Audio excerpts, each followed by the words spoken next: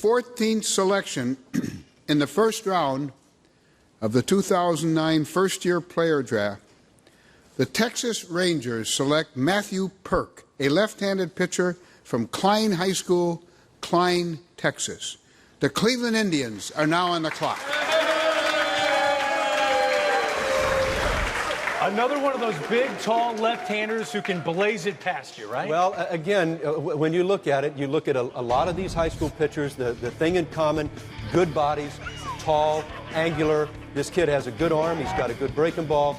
Very, very projectable left-hander, very competitive, loves to compete. I think it's a great pick. You can never go wrong when you take projectable left-handed pitchers. It is a great selection, and again, I'm looking at the big league ballpark and how you look at the left-handers they have up there right now, the success. Nolan's getting some lefties to pitch in that ballpark that's going to challenge those left-handed hitters. This kid, you see that delivery? Impressive. Yeah, very, very good. With the 15th selection in the first round of the 2010 first-year player draft, the Texas Rangers select Jake Skole, a center fielder from Blessed Trinity High School, Roswell, Georgia.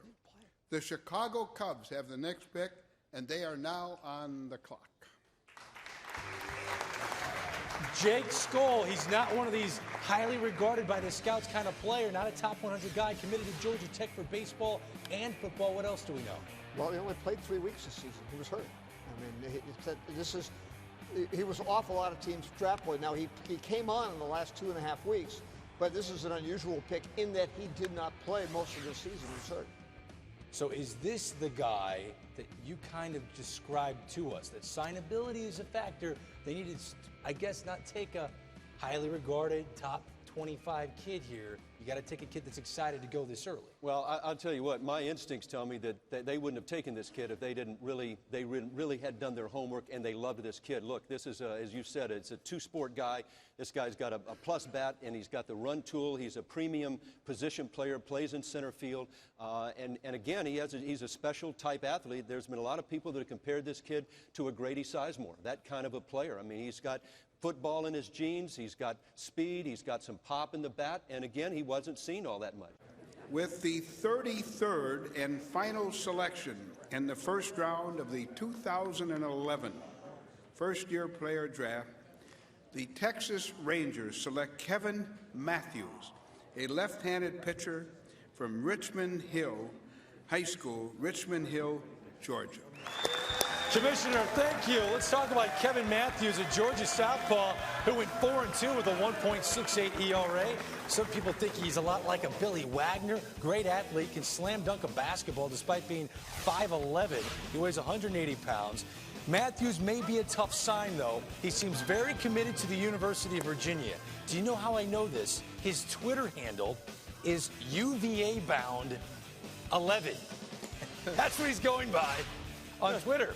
But here he goes at number 3. Brian O'Connor's a tough guy to go up against. I can tell you that.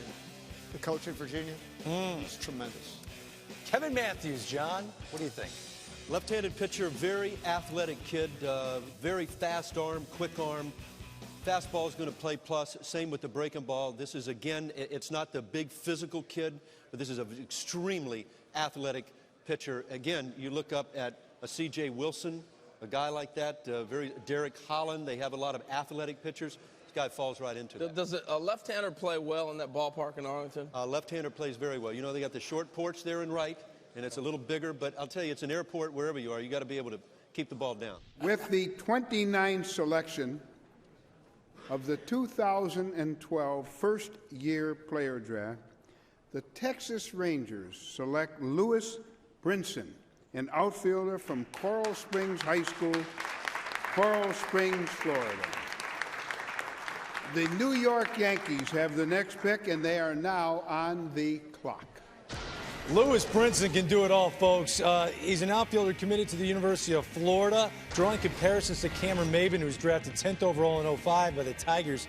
And you can see why. Like Maybin, Brinson has power potential. He beat Byron Buxton at the Under Armour Home Run Derby last year. Some people wonder if his mechanics at the plate will, make consistency an issue. He admits the national attention received affected his performance early on his high school year. He still hit .382 with 21 RBIs. You see the Maybin comparison, and this is who the Rangers go with.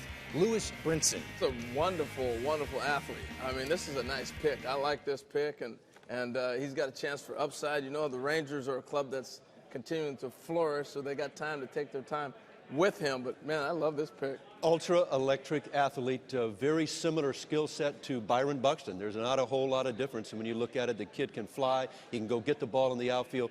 Outstanding makeup, just a super kid.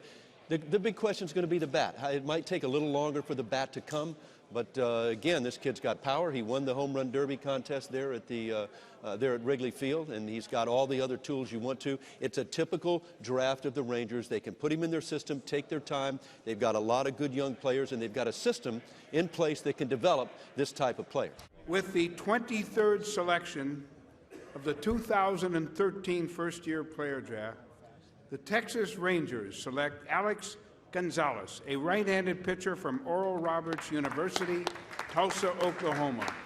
The Oakland Athletics have the next pick, and they are now on the clock.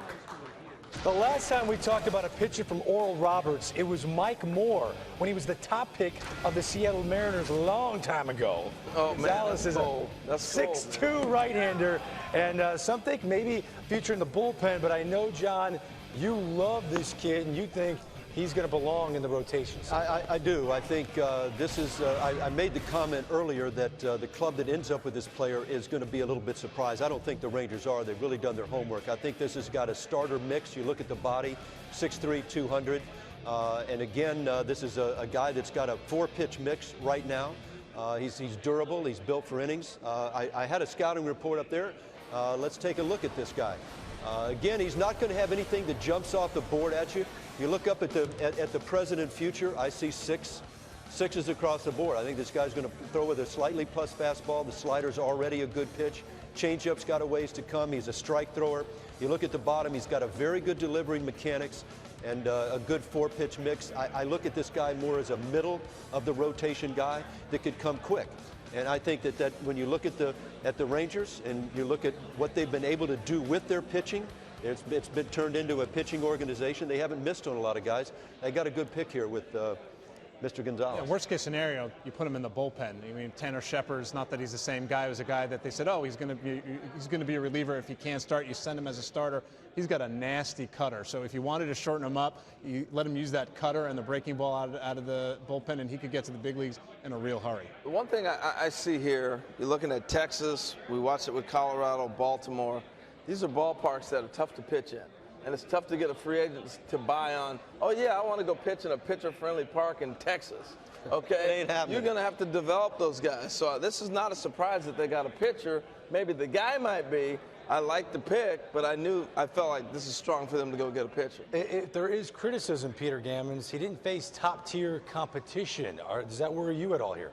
No, I think one of the things, every scout really liked him, and I think he's a horse. You know, he's not a 1 or a 2, but maybe he's a Joe Blanton. And I know he's a guy, I think if Texas didn't take him, Oakland was going to take him right afterwards.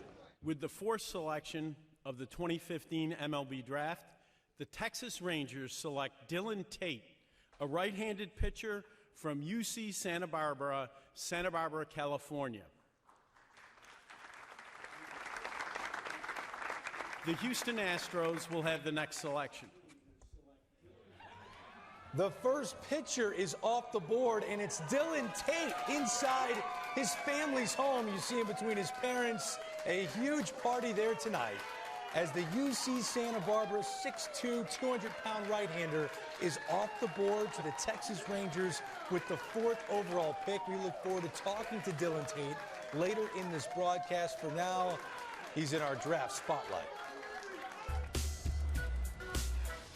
My name is Dylan Tate. I go to UC Santa Barbara. I'm a right-handed pitcher. I modeled my baseball game after David Price. He's got really good intensity on the mound. I sing in my spare time in the shower. Billie Jean is not my love. When I do get a Twitter, I'll let you know. I'm coming after that blue check. She's just a girl, claims that I am the one. I didn't hit that note that well, but it's okay. Wow, how can you not like Dylan Tate? This is a young man that has a fastball that touches 98 miles an hour. His sophomore year, he saved 12 games, finished with an ERA of 1.5. Curveball and changeup developed enough to change the way he's viewed, especially on this night.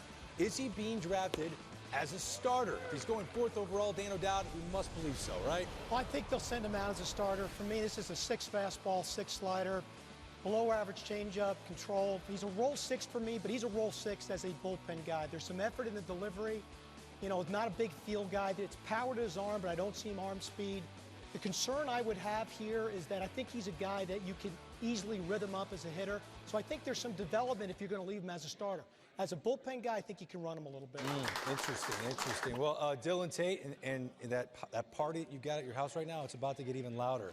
Be quiet because you're going to listen to Pedro Martinez break down Dylan Tate. Pedro. Thanks, Greg. Dylan Tate, one of the best arm in the draft this year. To me, this looks like a guy that's probably a stopper in the future if you want to make a stopper out of him. If not, you can always have the flexibility to make him a starter. I would just have to take it easy on that slider because of the youth and how dangerous it is nowadays with the Tommy John surgery. But at the same time, this is a powerful kid, athletic, big guy, 6'2", out of Santa Barbara. Whoever gets him is probably getting one of the best arm in the draft. The 30th selection in the 2016 MLB draft, the Texas Rangers select Cole Ragans, a left-handed pitcher from North Florida Christian High School in Tallahassee, Florida.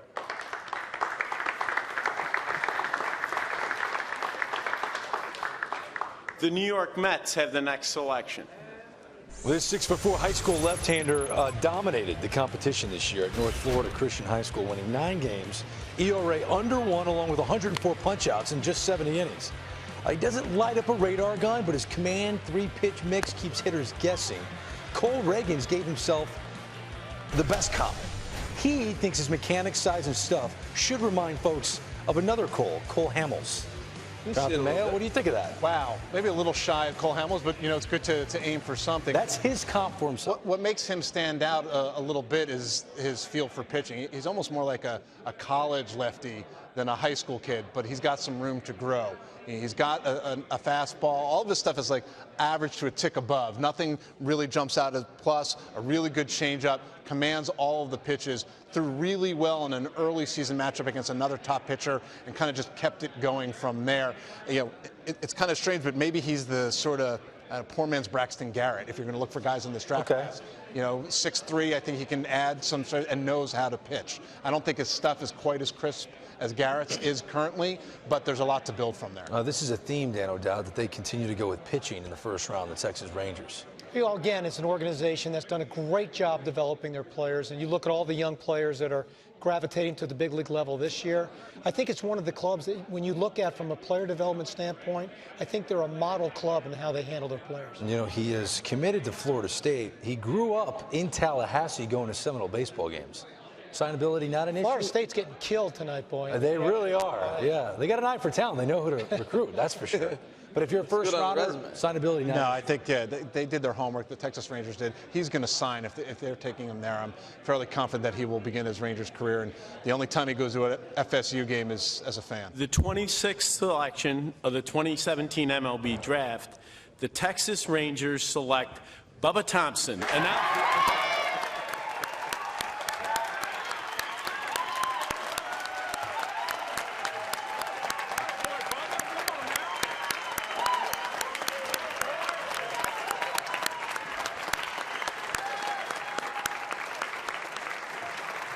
With the 15th selection of the 2018 MLB draft, the Texas Rangers select Cole Winn, a right-handed pitcher from Orange Lutheran High School in Orange, California. The Tampa Bay Rays have the next selection. Cole Winn, there he is with his family and friends reacting to the news out of Southern California, 6'2" righty. There it is, on delay. We're on delay in the house. He's committed to play college baseball at Mississippi State. He was the Colorado State Pitcher of the Year last season before he transferred to Orange Lutheran High School because, Jonathan, he wanted to compete against the best competition, right? Yeah, I mean, he had competed well in Colorado, but the competition, obviously, I know you love the cold weather guys, but it wasn't good. SoCal, really good. Orange Lutheran, a great program. He won the National High School Invitational. He pitched the opening game at that USA Baseball tournament and was lights out. And he was a really, really good competitor. He's got 3 above-average plus pitches. I mean, you know, he's not maybe quite as tall and projectable as some of the other high school arms that we've seen, but he's got plenty of now stuff, riding life on that fastball, good breaking ball, even a feel for a changeup, even if he doesn't need it all that often in the high school ranks. So some upside here, not surprising. The Texas Rangers love upside in the draft, especially early on. Well, once again, Dan O'Dowd, not every player is perfect. What questions would you ask if you were in the draft room about Cole Winn? Again, just life on his fastball. Actually, this is a pretty polished right-handed high school pitcher, Greg. His fastball gets he gets away from his balance point a little bit. Really simple things to correct. You know, he's pretty clean with everything at this point in time. His ball's a little true, so, you know, he'll make some adjustments as he gets into pro ball, but a pretty safe pick for a high school arm.